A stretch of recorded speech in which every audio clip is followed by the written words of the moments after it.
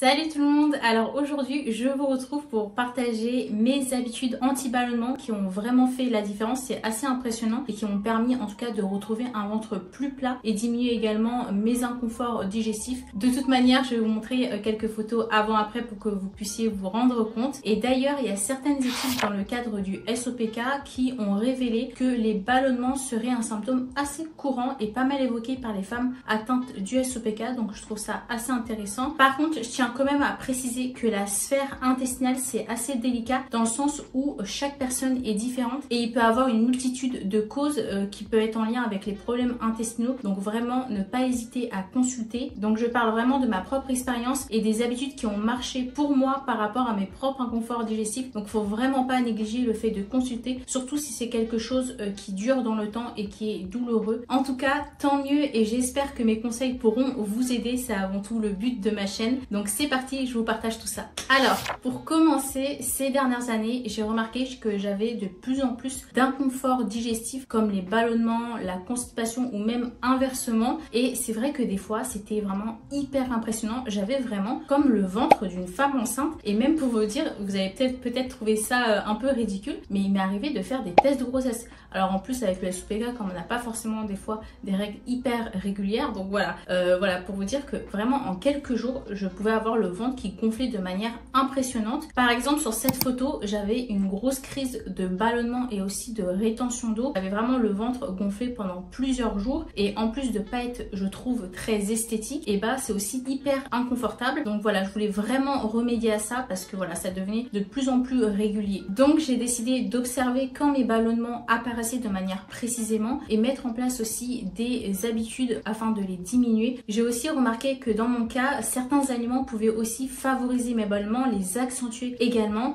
Donc mettre en place ces habitudes m'ont permis de passer de ça à ça.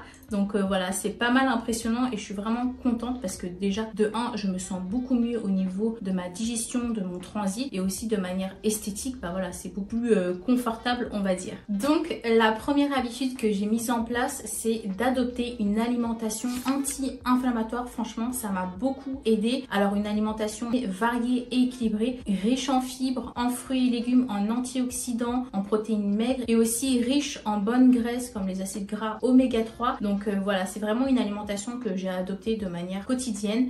Voilà, bien sûr, des fois, voilà, il m'arrive de me faire des petits plaisirs. Également, une autre habitude que j'ai mise en place, et d'ailleurs, je vous en avais déjà parlé, c'est de limiter le gluten. Alors, dans mon cas, j'ai remarqué que j'avais quand même une sensibilité au gluten. Voilà, par exemple, quand je mange du pain blanc ou des pâtes de blé, etc. Je peux remarquer quand même que ça favorise pas mal mes ballonnements. Je vois qu'au niveau du transit, il y a quelque chose, ça réagit, quoi. Mais voilà, donc après, ça m'arrive aussi de temps en temps de manger des pâtes, voilà, mais c'est pas de manière quotidienne, absolument pas, parce que je vous le vois vraiment sur ma digestion. Donc le gluten, je fais quand même assez attention. Également, j'ai limité les produits laitiers et surtout le lait. Alors moi, ça fait pas mal d'années que je ne bois plus de lait de vache personnellement, parce que là vraiment, c'est direction les toilettes directement. C'est quelque chose que voilà, je n'arrive plus à digérer. Je consomme quand même du fromage de temps en temps, etc. Ça, j'ai un peu moins de difficulté à le digérer. Donc voilà, je limite de manière générale les produits laitiers. Également, évidemment, le sucre raffiné, ça va un peu de soi. Ça veut pas dire que de temps en temps, je me fais pas des petits plaisirs. Évidemment que voilà, ça m'arrive de manger des fois le week-end, mon petit cookie, mon croissant, etc.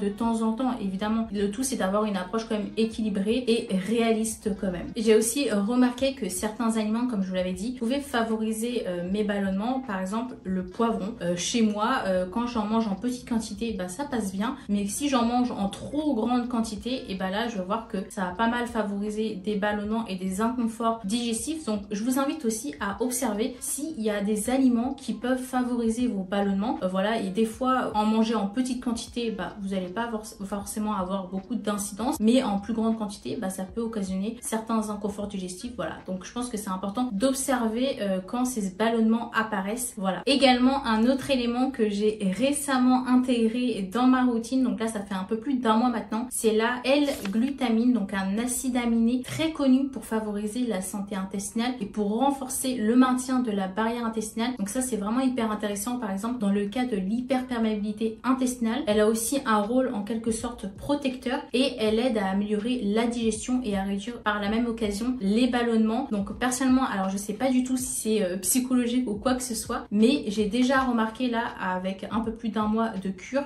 des bienfaits sur mes inconforts digestifs et mes ballonnements. Alors voilà, comme je vous l'ai dit, je sais pas si il y a un effet placebo, mais en tout cas j'ai déjà remarqué des bienfaits. Donc voilà, c'est un nouveau essentiel que je ne vais plus lâcher. Il y a aussi un exercice que je pratique aussi régulièrement, c'est le stomach vacuum. Alors je sais qu'à un moment ça avait un peu la cote, on en parlait de plus en plus du stomach vacuum. Donc c'est tout simplement une technique de respiration qui va travailler en profondeur la sangle abdominale et donc améliorer la digestion, renforcer et affiner la taille. Et personnellement j'ai vu également que ça va aider aussi à soulager mes ballonnements. Donc c'est quelque chose que je pratique assez régulièrement, que je fais souvent par exemple à jeun le matin, parce que c'est vrai que quand on a le ventre plat c'est pas terrible. Donc voilà, pratiquer de manière régulière, j'ai vu des effets positifs. Et aussi toujours dans le côté pratique, je masse régulièrement mon ventre. Voilà, je fais beaucoup de massages au niveau du ventre parce que ça m'aide à soulager les ballonnements et aussi à améliorer mon transit. Donc c'est quelque chose que je fais assez régulièrement, ça me fait énormément de bien. Et d'ailleurs je vous mettrai une petite vidéo qui est très bien faite et très bien expliquée, que personnellement j'ai adoré, voilà, qui explique comment voilà masser son ventre correctement. Et voilà, je vous mettrai tout en barre d'infos si ça vous intéresse. Également un autre point qu'on a tendance souvent à négliger et qui est la base de la base, c'est l'hydratation qui est hyper importante. Voilà, s'hydrater, boire suffisamment d'eau, et ça va favoriser non seulement le transit et améliorer la digestion, et également réduire les ballonnements, parce que voilà, un manque d'hydratation ça peut également favoriser les ballonnements, également la constipation. Donc vraiment boire c'est vraiment hyper essentiel, c'est aussi une habitude de base.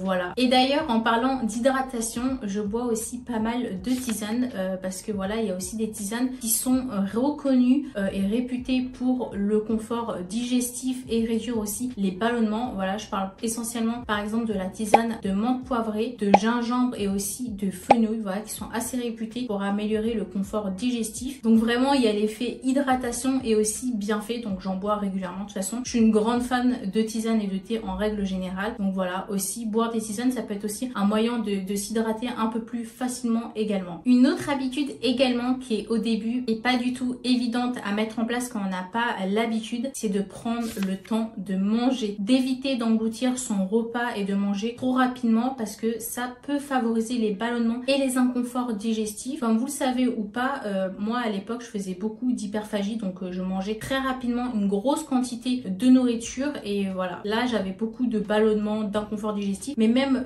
voilà, à part le fait d'avoir de l'hyperphagie, manger trop rapidement, voilà, c'est pas idéal du tout, et c'est vraiment important et essentiel de prendre le temps de manger lentement, de mâcher, car même au niveau de la satiété cela joue, car faut savoir que le corps met à peu près 20 minutes à avoir le sentiment de satiété. Donc ça c'est hyper intéressant. Si on mange en 5-10 minutes, on va pas forcément voilà, favoriser le sentiment de satiété. Donc voilà, manger trop rapidement, voilà, ça peut favoriser certains inconforts digestifs. Donc voilà, il n'y a rien de bénéfique dans tout ça. Également, une autre habitude que j'ai mise en place, c'est de prioriser aussi la gestion de mon stress, parce que oui, un stress chronique peut favoriser les ballonnements. Je pense qu'on a tous connu dans notre vie au moins, voilà, la petite boule au ventre quand on est un peu stressé, anxieux, etc.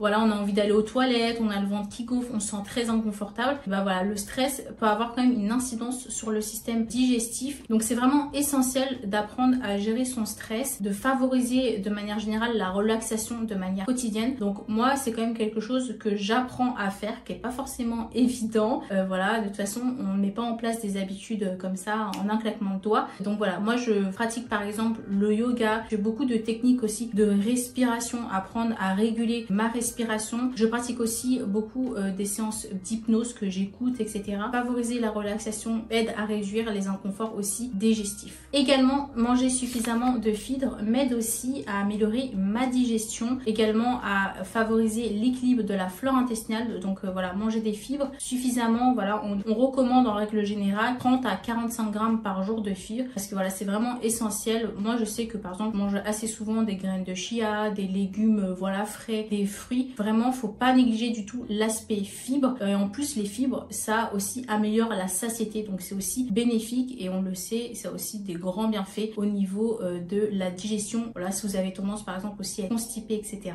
Une autre habitude également que j'ai mise en place, c'est de limiter les boissons gazeuses. Alors faut savoir que de base, je suis une grande addict au Coca Zéro. Voilà, avant je ne pouvais pas en passer. Voilà, je buvais plusieurs canettes dans la journée et malheureusement ça favorise un excès de gaz dans le système digestif et ça favorise justement les ballonnements, même l'eau gazeuse, etc., les sodas, etc.